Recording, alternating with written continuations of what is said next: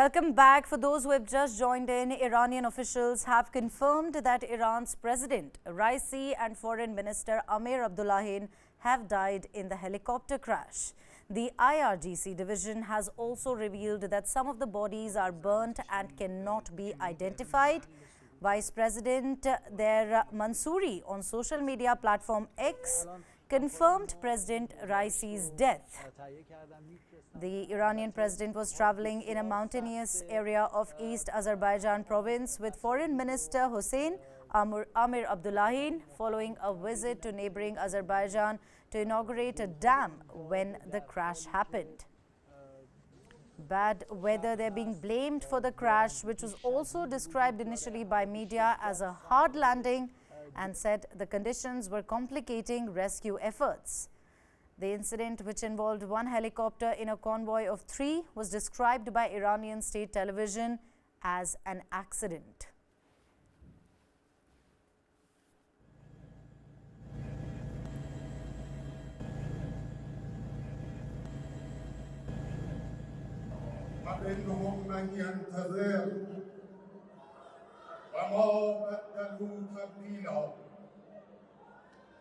صدق الله العلی العظیم.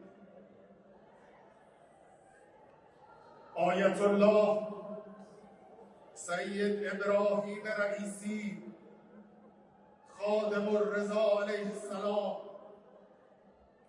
که 3 سال پیش در سال روز ولادت امام رضا علیه السلام 8مین رئیس جمهور ایران اسلامی شد،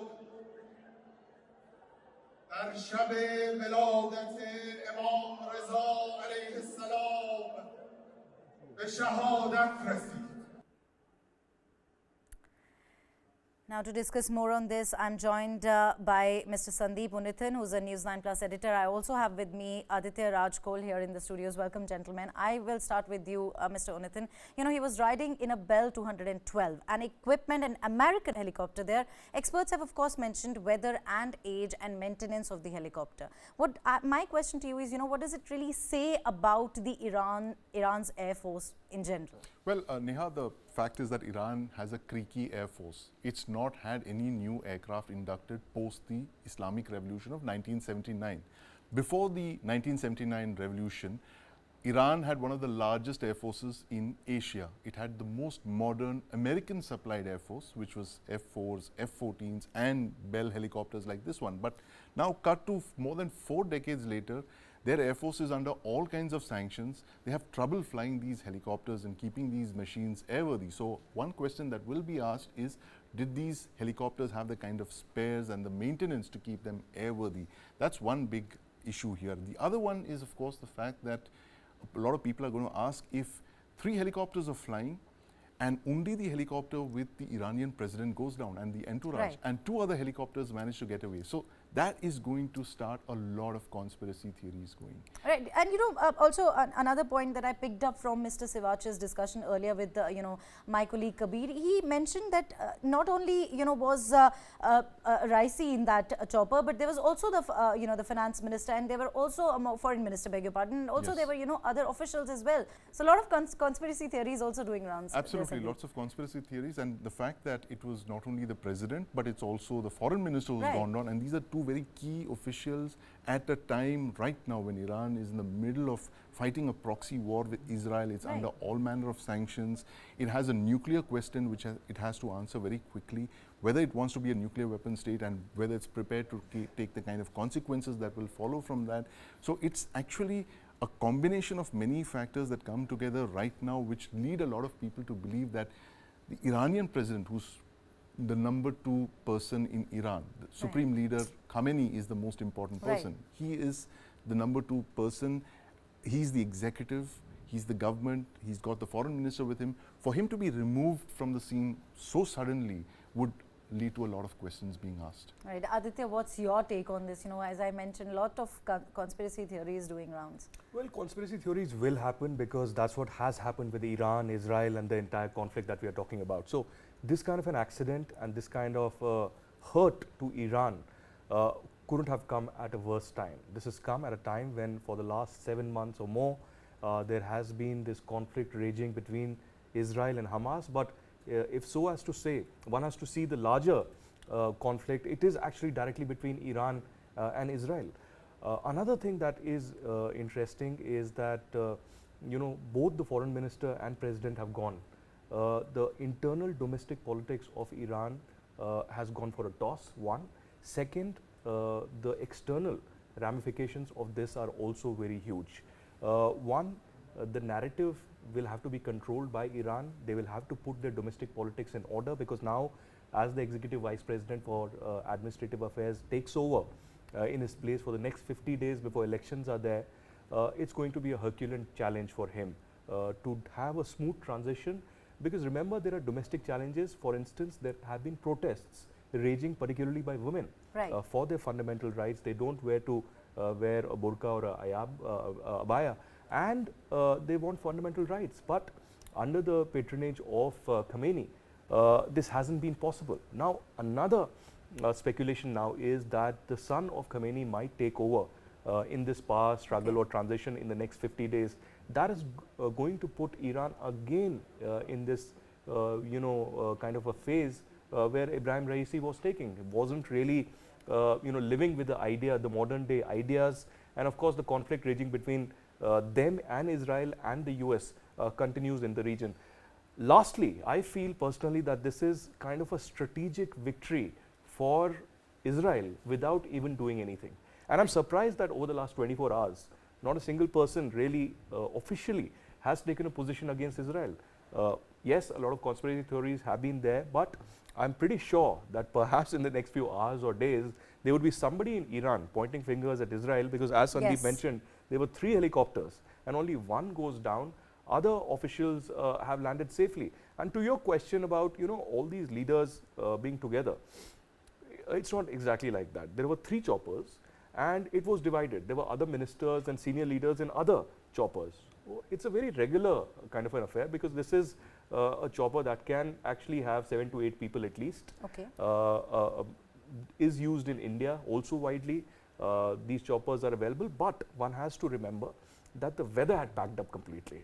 There was fog, there was rain, it was a cold kind of a region, forested mountainous area, and particularly the SOP is that if the weather is packed up so badly, you cannot actually fly in that region. We have had a similar incident, I remember personally, in 2013 in fact, when the Uttarakhand floods happened, and while the rescue was happening, one of the Mi-17s actually went down, killing 19 people on board, unfortunately. So such accidents unfortunately are common in mountainous areas where it's foggy and it's difficult to fly in that particular region. But the biggest point right now is the power struggle and the power transition that happens in Iran, and secondly, what kind of a turn will the Israel-Iran conflict take now? Gentlemen, continue to stay with us. In fact, we're also joined by Major General Ashwini Sivaj. A very good afternoon to you, sir. My question to you is, as Aditya mentioned, now the big question is on the internal politics. So what are the consequences of this on the internal political situation? He was supposed to be the potential successor to, the Ayatollah, in consideration alongside Khamenei's son. Absolutely. See, the point is that Ayatollah Ali Khamenei is the supreme leader. And thereafter, the succession line was very clear that Ebrahim Raisi was groomed to take over from Ayatollah Al Khamenei, because Ayatollah Al Khamenei is today 85 years old. And both are hardline, both are following the same strategy. Now, the point is, once Ebrahim Raisi has been killed, there will be a vacuum as far as politics and power is concerned, because Mohammad Mokhber, who is the first vice president, and vice president are like any cabinet minister in India. So he is nominated. So Mohammad Mokhber will be the president for next 50 days, and when the election will be take place, a new president will be elected. But the vacuum has been created because Ebrahim Raisi was one can say a very hard stance leader. Second, he was following the footsteps of Ayatollah Al Khamenei, and he has a footprint of this war which is going between basically from Israel and Hamas, because Iran is the country which is now supporting directly Hamas, Hezbollah and Houthi rebel. So there will be a vacuum which is being created, but of course time will only tell who will take over from him ultimately who will be selected as a president of Iran. Now, there is another angle which is there, is that the internal dynamics in Iran are also very, very difficult to understand. The contours are very complex. There have been number of challenges. Due to sanctions which have been imposed by US, the economy not doing well. There have been dissent from within the ministry, also from the people at large. So this is a complex problem, and this is a challenging time as far as Iran is concerned. And one thing very strange, see, we are all talking what can be the reason of this accident. And we have given in order of priority, first is the weather, which was rainy and foggy, and the visibility was very less. The second was the mechanical failure, which can also there, or it can be coupled with bad weather. And third, it can be a pilot error. Again, it can be coupled with other two. And the fourth thing which is there is you cannot rule out sabotage. You know, the point today is that why one cannot rule out sabotage is, consider that Ebrahim Raisi has gone to Azerbaijan, and they have now inaugurated, along with the president of Azerbaijan, a dam on Aras River. Now, as far as knowledge of his movement is concerned, is only known to Iran and Azerbaijan. But we know it, as far as Israel and Azerbaijan are concerned, they have a very cordial relation, and Mossad is very much active in basically the border of Azerbaijan and Iran. Now remember, in Azerbaijan and Armenia war, the Azerbaijan won against Armenia basically due to the weapons which were given by Turkey and Israel. Israel was standing very close to Azerbaijan, and whereas Iran was supporting Armenia. So that politics also has to be taken into consideration. We cannot totally rule out a sabotage angle, though no one has spoken so far, but this is also a point which has to be seen. The another point which I think Ajit Kaul was trying to justify, that there were ministers which were also in other chopper. All said and done, the SOP says the number one and number two cannot be in the same helicopter or same flight. At least it is in India. Now the point is, Ebrahim Raisi, the president, and who was the next very important minister was the foreign minister. Why do they have to travel in the same chopper? They could have traveled in separate chopper as per the normal SOP in most of the country. But all said and done, it is an unfortunate incident which has taken place. As far as Iran is concerned, Iran is going through a bad phase due to the sanctions which have been imposed. Also, Ebrahim Raisi, the one which is advocating that Iran must become nuclear, and they are on the threshold becoming a nuclear, because they have already enriched uranium more than 93%. So that is also a question mark. Will that policy still continue, or there will be some second thought to it? Because as it is, the US is out of this nuclear deal from JCPOA. As far as India is concerned, what impact is on the deal which we have just recently signed as far as the Chabar is concerned? Because there are likelihood of CAATSA, counting America's adversary through Sanction Act, that economic sanction can be imposed. But we have been bringing out this point to US, that it is not only good for India and Iran, it is also very much required for Afghanistan, Central Asian state, and collecting North-South transport corridor. And this will bring 18% the trade to world trade, and this will improve the GDP of the world by about 1.6%. So there should be no economic sanction which will be imposed on Chabar port. Let's see how the US sees it, and all these developments are going to make a lot of impact on international relations in time to come. Right. General Sivaj, do continue to stay with us. I'll come to you. Sandeep, I want to know from you, what will be the effect of Raisi's death on Iran's security situation? Well, it's going to take their, they're going to have to take their eyes off the ball as we see it now, where their focus currently was in fighting this multi-front war with Israel, for which they had activated all their proxy actors. They're fighting sanctions. They're fighting sanctions on their nuclear program. So it's a range of multi-threat scenarios that the Iranian foreign policy has to contend with right now.